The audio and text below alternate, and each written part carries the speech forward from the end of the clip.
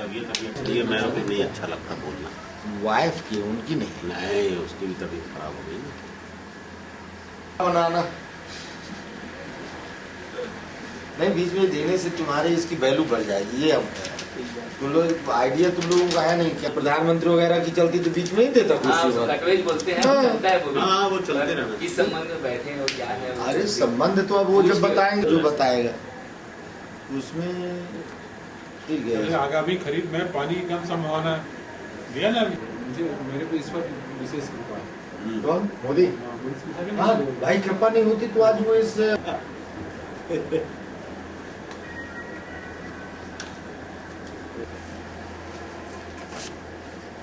वो लातू इसका जो वो वाला केस 2001-26 जनवरी ये लिया है और 26 भी किया है। ये 2-3 महीना पहले ही केशव भाई पटेल हटे थे ना, और ये आया था यार बहुत जबरदस्त था। वो मुँह निकाल रहे थे।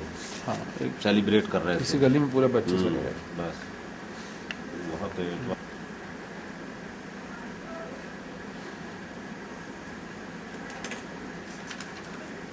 बारात दबंग दुल्हन कहना चाहिए। दूल्हे की डॉक्टर साहब आ जाएगा आपका। इसका 5 लिखे हो ना, ये जून में रिटायर हो रही है। हाँ, कितना ले चुकी है? बस एक ही लिया है, तो 6 मिलेगा ना। अब ज्यादा इनका रजिस्टर उधर ही रहता है, अंगूठा वाले हैं सब। हाँ, एक ही लिया बस। तो मेरे पास रजिस्टर रहता तो मैं देख लेता। जी सर, कॉलेज परिसर में नया ऑडिटोरियम और कॉलेज भवन का निर्माण कर रहे हैं। हाँ। इसके बन जाने से कितनी सुविधाएं मिलेंगी, किस तरह से बनना है इसका तय हुआ? हाँ, देखिए ये महाविद्यालय 2001 सितंबर में प्रारंभ हुआ था और अभी मात्र हमें 4 क्लासरूम आवश्यकता के लिए मिले थे। निर्माण धीरे धीरे हुए 4 क्लासरूम के। बाकी पूरे हमारे स्टाफ जो हैं और ऑफिस जो है, जो ये पहले रिसर्च स्टेशन था उसी बिल्डिंग में बैठ रहे हैं। और कॉलेज बिल्डिंग की बहुत ज़रूरत थी हमें, और उसके लिए करीब 15 करोड़ के आसपास के बजट है, विश्वविद्यालय प्रशासन ने दिया। और ये हमारा इंजीनियर्स, इनका मुख्यालय रायपुर है, उन्हीं के गाइडेंस में ये बिल्डिंग, जो कॉलेज बिल्डिंग बन रही है, काफ़ी लंबी चौड़ी बिल्डिंग है। और इसके बन जाने से जब बिल्डिंग बन जाएगी तो स्नातकोत्तर के भी पाठ्यक्रम यहाँ प्रारंभ किए जा सकेंगे। क्योंकि स्थानाभाव के कारण ये पाठ्यक्रम अभी प्रारंभ नहीं हो पा रहे हैं, केवल रायपुर तक ही सीमित है पीजी कार्यक्रम। तो ये जब बिल्डिंग 2 साल के अंदर बन जाएगी तो पीजी भी कार्यक्रम शुरू होगा और काफ़ी स्पेस मिल जाएगा हमारे फैकल्टी मेंबर को बैठने का, लेबोरेटरी का भी एक्सपांशन हो जाएगा। और क्लासरूम तो ही हैं, लेकिन और अच्छे क्लासरूम बन जाएंगे। शिक्षा के क्षेत्र में हाँ, एक अच्छा माहौल बन जाएगा। और स्टूडेंट की संख्या भी अभी हमारे पास करीब 65 है और वो बढ़ जाएगा, डबल हो सकता है। निर्माण किसके द्वारा? ये निर्माण जो है वो कॉन्ट्रैक्टर तो चूँकि वहाँ से होते हैं, रायपुर से कंट्रोल होते हैं, कोई छुछानी करके हैं। और पूरा हाँ, प्राइवेट कंपनी है। और ये पूरा कंस्ट्रक्शन का वो काम जो है हमारे इंजीनियर, जो एग्जीक्यूटिव इंजीनियर्स होते हैं, वो रायपुर बैठते हैं और वो उनके इंजीनियर्स बीच में आके देखते रहते हैं। कार्य की गति कैसी है? हाँ, कार्य की गति तो मुझे संतोषप्रद नहीं लग रही है, क्योंकि जितनी बड़ी बिल्डिंग है उसके हिसाब से उनके मैन पावर नहीं है, कम मिस्त्री हैं, लेबर हैं। इसके अलावा आप देखेंगे कि सामने एक ऑडिटोरियम बन रहा है और ऑडिटोरियम, इसमें 400 लोगों की बैठने की क्षमता है। और ये तो अब वो मेरे ख्याल से 2-3 महीने में बन के तैयार हो जाएगा, काफ़ी स्पीडली बन रहा है। और इसके बनने से हमारे जो है जितने भी कल्चरल प्रोग्राम हैं स्टूडेंट्स के, वो वहाँ संभव हो पाएंगे। किसान मेला हुए या हमारे सेमिनार सिम्पोजियम होते हैं, वो एक स्पेस मिल जाएगा बैठने का, तो उसमें हम लोग संपन्न करते रहेंगे। और ये इसकी भी लागत मेरे ख्याल से 2 करोड़ है। और इसके अलावा बालक छात्रावास हमारे पास पहले से 2008 में 100 सीटर जो है बालक छात्रावास बन के मिला था, और लेकिन उसमें दुर्भाग्य है कि हमारे पास लड़कों की संख्या ज़्यादा है। उसमें 150 लड़के रहते हैं, जो एक कमरे में 2 रहना चाहिए, 3 रहते हैं, क्योंकि बाहर बच्चों को काफ़ी महंगा पड़ता है, सुविधा भी नहीं होती है। तो उनकी इस सुविधा को देखते हुए हम लोगों ने 3-3 बच्चों को एक कमरे में रखा है, लेकिन 4 नहीं हो सकते उसमें। अभी और बच्चे हमारे बाहर रहते हैं, तो उसको देखने के लिए हम लोगों ने माननीय कुलपति जी को प्रस्ताव भेजा था। तो अभी एक 24 कमरे का, जिसमें 48 बच्चे आ जाएंगे, बन के तैयार हो गया है। अभी हमको हैंडओवर नहीं मिला है, लेकिन इस सत्र से उसमें बच्चे रहना प्रारंभ हो जाएंगे। उनके फर्नीचर की व्यवस्था हमने कर लिया है। ये उसी हॉस्टल के सामने ही है। और पहले क्या था ये भवन? पहले तो हमारा ये ज़मीन थी, खेती होती थी उसमें। और इसके अलावा एक और फ्यूचर को ध्यान में रखते हुए अभी बहुत सारे पीजी पीएचडी के बच्चे रायपुर से यहाँ रुचि ले रहे हैं काम करने के लिए। तो बच्चे भी आ रहे हैं, लेकिन उनको भी एकोमोडेट करने की हमको सुविधा नहीं है। और फ्यूचर में और भी बच्चे हमारे बढ़ेंगे, तो उनको ध्यान में रखते हुए एक 100 सीटर और बालक छात्रावास, तीसरा छात्रावास, वो भी निर्माणाधीन है। अभी 2nd फ्लोर हमारा बन रहा है, 1st फ्लोर बन गया है। तो ये सब बनने के बाद करीब करीब हमारे 250 बच्चों के एकोमोडेशन की व्यवस्था हो जाएगी। करीब करीब हम एक तरह से 100% बच्चों को हॉस्टल दे पाएंगे। दूसरी तरफ कन्या छात्रावास का है, हमारे पास 50 सीटर जो है कन्या छात्रावास थी, और वर्तमान में करीब 65 बच्चियां उसमें रह रही हैं। उनको भी कुछ कमरों में ट्रिपल रखना पड़ा।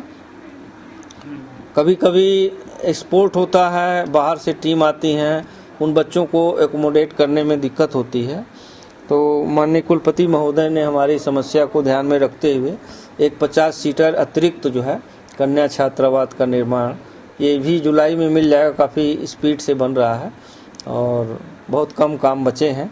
तो जुलाई से हमारे बच्चियों को भी, जितने भी बच्चे, आपको आश्चर्य होगा कि हमारे छात्रावास में बिलासपुर शहर के ही 2-3 बच्चियां रहती हैं।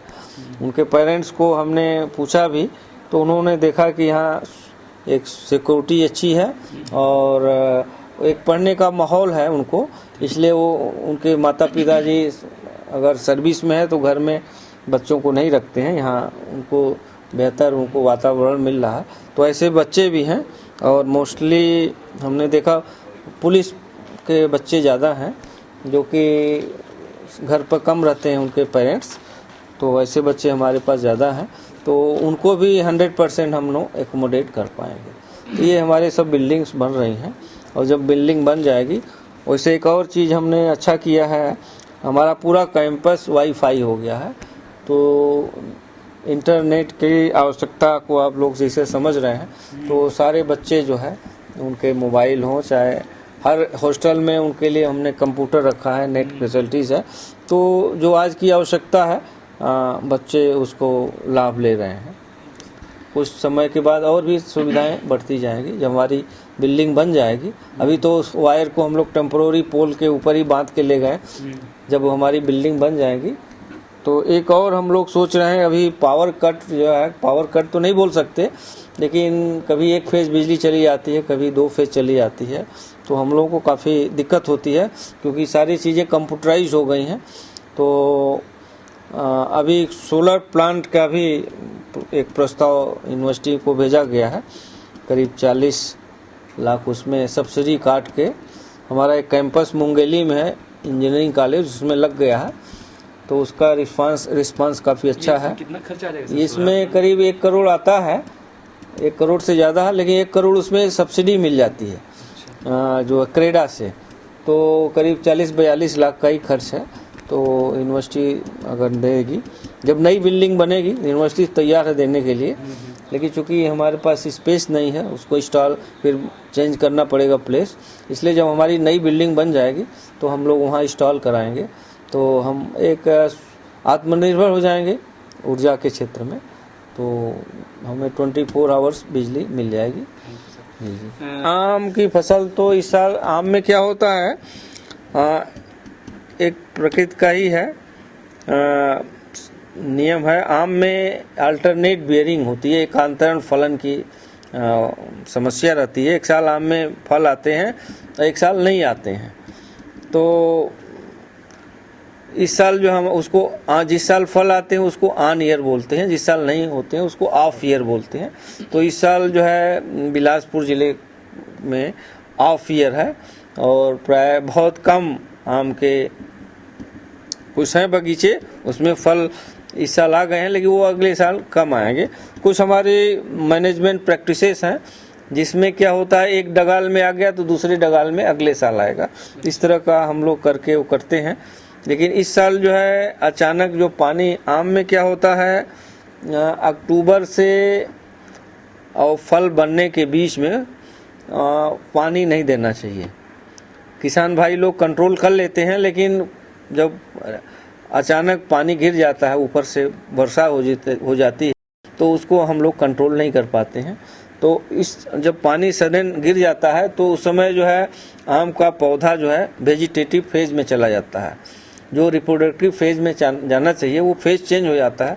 इसलिए आप देखे होंगे जिसमें फल नहीं है उनके पत्तियां बिल्कुल कोमल सी निकल गई, हरी हरी नई पत्ती निकल जाती हैं, उसमें फूल नहीं आते हैं, न तो फल बनते हैं। उसमें ये मान के चलने के किसान भाई कि अगले साल अच्छा फलत होगी। तो ये अचानक जो पानी गिर गया है, और जहाँ फूल भी आए थे तो वहाँ एक पाउडरी मिल्ड्यू नाम की एक बीमारी आती है फूल में, वो अचानक आ जाती है पानी गिरने से। अगर वो सडन उसको, जिसके पास पावर स्प्रे होता है बगीचे में, वो तो इमीडिएट स्प्रे कर लेते हैं किसान भाई। जिनके पास नहीं होता है वो ईश्वर के भरोसे छोड़ देते हैं, और उनका फूल जो है डैमेज हो गया है। तो इस साल देखा जाए ओवरऑल तो कुछ स्थान को, बाग बगीचों को छोड़ के ओवरऑल जो है ये ऑफ ईयर है, फलत कम है। उसको मिलने के लिए महापौर आई थी, हमारे सीनियर लीडर की, तो लड़की रायपुर ट्रांसफर कराना, बाद में फिर वापस आ गई। तो मैंने पूछा यहाँ क्यों आ गई, ट्रांसफर हो गया तो राजधानी में उपयोग नहीं। ये तो आप लोगों का भी छिपा है, सभी का सभी ट्रांसफर होके गया, फाइन दे रहे 5-5 हज़ार लोग, यही छोड़ नहीं रहे हैं। तो उस चलते पूजा